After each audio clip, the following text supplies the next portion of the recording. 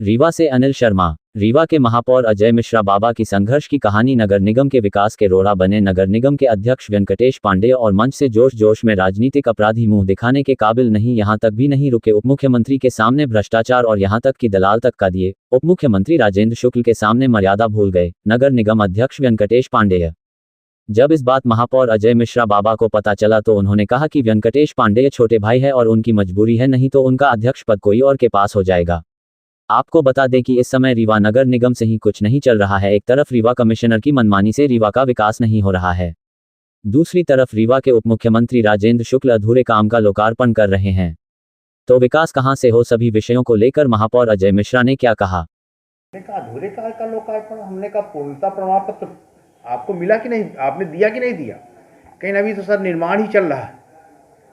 तो हमने उस पे आप लोगों के माध्यम से अवगत कराना चाहा कि जो निर्माण कार्य चल रहा है वो घटिया स्तर का है और ठेका 2 कंपनी को मिला, 3 कंपनी को, बावनी को मूर्ति बनाने का, एक व्यक्ति को पेडिस्टर बनाने का और एक संविदाकार को मिला था बाउंड्री वाल, पेवर, पुताई और गार्डन लगाने का।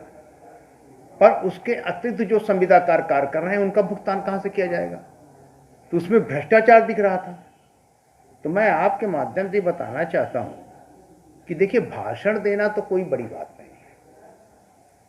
वेंकटेश पांडे अध्यक्ष हैं, अपने छोटे भाई हैं और उनकी बहुत सी मजबूरियाँ हैं। वो बेचारे, भाषण देना तो उनकी मजबूरी है, क्योंकि जो उनको अध्यक्ष बनाए, जिनकी कृपा से वो अध्यक्ष बने, अगर कृपा हटी तो दुर्घटना घटी। तो अध्यक्ष की कुर्सी बचाने के लिए तो उसको भाषण देना पड़ेगा और वो भाषण मजबूरी है उसका देना। अगर उनको खुश नहीं रखेगा तो कुर्सी हट जाएगी, क्योंकि ओबीसी के पार्षद भाजपा में अधिक हैं। अध्यक्ष बनने का दबाव उनका था और इन्होंने कृपा से अध्यक्ष पद प्राप्त कर लिया। बाकी वो मेरे बारे में सब जानते हैं कि मैं किस तरह का व्यक्ति हूं। उन्होंने जो बोला कि राजनीतिक अपराधी, आपने कहा कि वो बोल रहे थे कि राजनीतिक अपराधी, तो पहली बात तो वो जिस वर्तमान में पार्टी में है वहां यही सिखाया जाता है। रहा राजनीतिक अपराधी की बात, तो मैं आप लोगों को बताना चाहता हूं कि एक प्रकरण इन लोगों ने मेरे खिलाफ लोकायुक्त में दर्ज कराया। ये प्रकरण दर्ज हुआ 26/9/2023 को और जो हमारे सालिकराम नापित जी हैं, नहीं सॉरी 26 नहीं, ये प्रकरण दर्ज हुआ आपका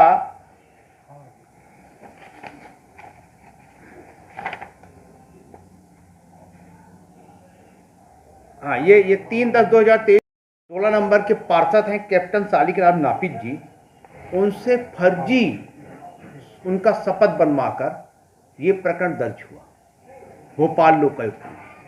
जब उनको जानकारी हुई कि प्रकरण हमारे नाम से फर्जी दर्ज कराया गया है, तो उन्होंने एक शपथ दिया और उस शपथ में लिखा है कि यह जहां तक मेरे शपथ पत्र में हस्ताक्षर का प्रश्न है, ये विकास पर्व के दौरान कार्यक्रम में पूरे खाली स्टाम्प पेपर में मुझसे विधायक रीवा के सचिव राजीव तिवारी द्वारा यह करके हस्ताक्षर कराए गए कि डी नोटिफिकेशन में आपकी भी जमीन होने के कारण शपथ पत्र देना जरूरी है, जिसमें लिखा होगा कि यह भूखंड आपका है, इसलिए आप हस्ताक्षर कर दीजिए जिससे कार्यवाही में सुगमता हो सके।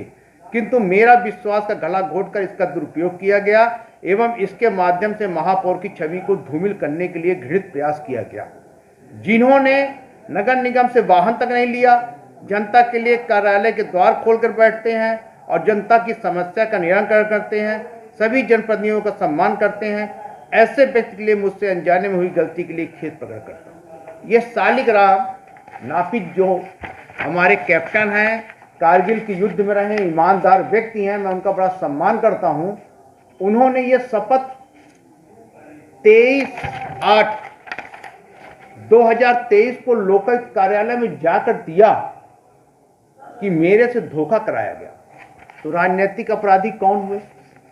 हम हुए कि भारतीय जनता पार्टी के लोग हुए? ये भाजपा के पार्षद भी है। ये भाजपा के पार्षद 16 नंबर पे।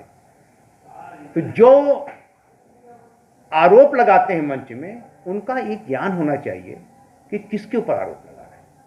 भ्रष्टाचार का आरोप हमारे ऊपर लगाया। आप लोगों को मालूम है कि जिस दिन मैंने शपथ ली, मैंने पहला काम किया, नगर निगम की गाड़ी नहीं ली। अध्यक्ष का असंवैधानिक पद होता है। आज परिषद की बैठक थी, वो परिषद की बैठक असंवैधानिक है, वो शून्य हो जाएगी। नगरीय प्रशासन में किसी दिन वो शून्य हो जाएगी। जिस दिन परिषद की बैठक होती है, उसी दिन के लिए उनको वाहन की आवश्यकता है। सरकारी वाहन का दुरुपयोग वो कर रहे हैं। हमने जनता के पैसे से भूमि पूजन करवाने का जो निर्णय लिया था, नारियल फोड़ के 25-27 रुपए का, बड़े बड़े पंडाल लगाकर लच्छेदार भाषण दे रहे हैं। रीवा के उप मुख्यमंत्री, मध्य प्रदेश शासन के रीवा के विधायक, वहीं पर परिषद अध्यक्ष, ये सारे लोग ये कर रहे हैं। तो मेरा सीधा ये कहना है कि भ्रष्टाचार कौन कर रहा है? भ्रष्टाचार वो कर रहे हैं कि मैं कर रहा हूं? अगर मेरे को भ्रष्टाचार करना होता तो मैं आपको बता दूं कि मैं बिल्कुल भी न वाहन छोड़ता और न नगर निगम की सुविधाओं को छोड़ता। मैं जनता की सेवा के लिए आया हूं। मैंने जनता की सेवा के लिए तत्परता से कार्य किया है। भाषण में ये भी कहा जा रहा है कि जो कर रहे हैं भारतीय जनता पार्टी कर रही है, उसकी सरकार ला रही नगर निगम में। तो दुर्घटना घटी। जब कृपा पे आदमी होता है तो उसकी मजबूरी होती है। बोलने वाले जो अध्यक्ष हैं वो बोल नहीं रहे, जो मंच में बैठे लोग हैं उनसे बुलवा रहे। वो तो अपना छोटा भाई है, वो सब समझता है कि हमको ये नहीं बोलना चाहिए, पर उसकी मजबूरियां हैं, वो मजबूरी में बोल रहा है ये सब चीजें। उसके कंधे का उपयोग किया जा रहा है। जो आरोप लगाए जा रहे हैं, जैसे उन्होंने बोला कि मध्य प्रदेश शासन, केंद्र सरकार पैसा दे रही है, 40 करोड़ रुपया नगर निगम का साल में तनख्वाह बढ़ती है। एहसान कर रहे हो क्या भाई? जमीन बेच के दे रहे हो क्या? मामा के घर का पैसा है क्या भारतीय जनता पार्टी के लोग दे रहे हैं? 40 करोड़ रुपए में 25 करोड़ रुपए चुंगी क्षतिपूर्ति आती है। ये ज्ञान होना चाहिए। बिना ज्ञान के आदमी को बात नहीं करना चाहिए। 35 करोड़ रुपए संपत्ति कर की वसूली आती है। सड़क अनुदान का पैसा आता है 18 करोड़, जो इस बार 2.5 करोड़ आया। 15वें वित्त का पैसा आता था 15 करोड़ रुपए, जो 5 करोड़ आया। मूलभूत का पैसा 3 करोड़ रुपए आया, जो 10 करोड़ आना चाहिए। पैसा तो सरकार दे नहीं रही है। और एक चीज मैं बता दूं, जो योजनाएं चलती हैं, चाहे वो अमृत हो, चाहे स्मार्ट सिटी हो, आपका जो जनता का संपत्ति कर है, समेकित कर है, एक सेल टैक्स है, जीएसटी है, इनकम टैक्स है, सर्विस टैक्स है, ये सारे टैक्स कटते हैं। और जब केंद्र में जाते हैं तो चूंकि संघीय व्यवस्था है, तो संघीय व्यवस्था में वर्णित होता है। और हर नगर निगम, नगर पंचायत, नगर पालिका, जिला पंचायत आपके योजनाओं में जनसंख्या के हिसाब से पैसा दिया जाता है। ये नियम है, कोई एहसान थोड़ी कर रहे हैं। ऐसा बता रहे हैं जैसे अपनी जमीन बेचे हों और नगर निगम चला रहे हों। नगर निगम के कर्मचारियों की तनख्वाह देने के लिए रीवा को जनता 35 करोड़ रुपए साल में टैक्स देती है। 25 करोड़ रुपया डीजल, सफाई व्यवस्था के और चीजों में खर्चा होता है। निर्माण का पैसा भी जनता के टैक्स से होता है। क्या है समस्या? इस चीज की है कि भारतीय जनता पार्टी के लोगों को ज्ञान नहीं है। चापलूसी में किसी के बारे में कुछ बोल देना, आरोप लगा देना एक परंपरा बन गई है। एक और आरोप लगाया जा रहा है कि परिषद में आपके फाइल दिया जाता है, परिषद से पास किया जाता है, आप कार्य पर रोड़ा डालते हैं, तो इसमें क्या है? देखिए क्या है, आज जैसे जो परिषद हुई, वो परिषद हुई विशेष सम्मेलन किया इन्होंने कायाकल्प 19 करोड़ का। कायाकल्प में सी रैप बनता है। शासन की योजना का सी रैप जो आता है उसमें साफ साफ लिखा होता है, ये देखिएगा, मैं पढ़ाता हूं। कायाकल्प योजना 2 के प्रस्ताव सिटी रोड एक्शन प्लान सी रैप का mayor in council president council से अनुमोदन प्राप्त कर संभागीय अधीक्षण यंत्री की अनुशंसा सहित स्वीकृत हुए प्रस्ताव संचालनालय को मेयर आईडी के द्वारा प्रस्तुत करें। भाई एमआईसी का मामला है, सक्षम स्वीकृत आपको लेनी है भोपाल से। सक्षम स्वीकृत के पहले एमआईसी में आएगा, तो एमआईसी में आएगा तो जिन वार्डों में सड़कें बननी हैं, नालियां बननी है, उसका एस्टीमेट बनता है, फाइलें बनती हैं। आपने बिना फाइल के सक्षम स्वीकृत के लिए भेज दिया कहां? भोपाल। 19 तारीख को पत्र आता है भोपाल से कि इसकी स्वीकृत देना है 19 करोड़ की योजनाओं का, ये इनका। और 20 तारीख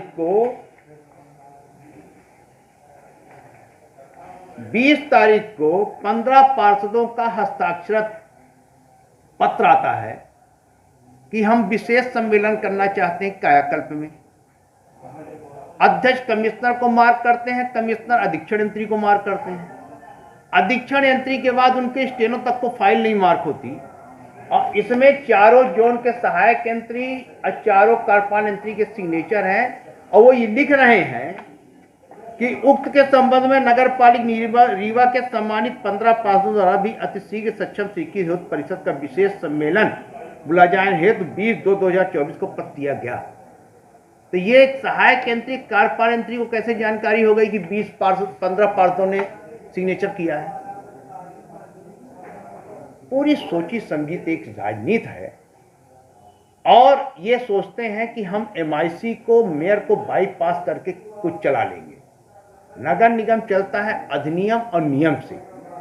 अगर अधिनियम और नियम को कोई क्रैश करेगा तो ये जो एमआईसी है, जो ये महापौर हैं, जो जनता ने जिनको चुना है अपने विश्वास के लिए, अपने कार्य के लिए, इसमें जो कायाकल्प है इसमें बड़ी गाइडलाइनें हैं।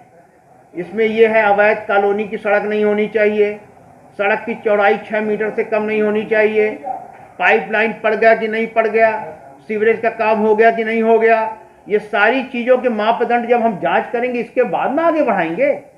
अगर वो ये सोचते हैं कि हम किसी के हुक्म के गुलाम हैं, अब कोई बड़ा नेता हमको आदेशित कर दे, तो ये कांग्रेस पार्टी का मेयर और उसकी मेयरिंग काउंसिल किसी की गुलाम नहीं है, सिर्फ गुलाम है तो रीवा की जनता की, जिसने उनको यहाँ बैठाया है।